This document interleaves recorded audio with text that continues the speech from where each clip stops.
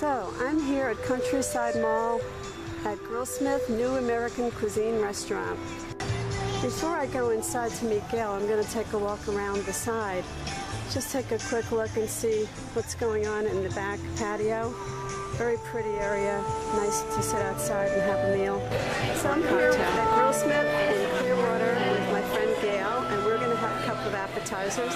And this is the first appetizer we're having. It's a very big plate of guacamole with chips.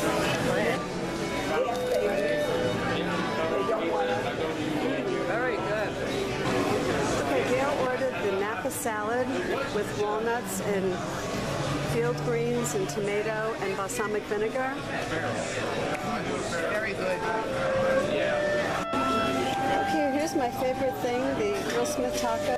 This is Grillsmith's famous fish tacos, and I'm going to have it right now.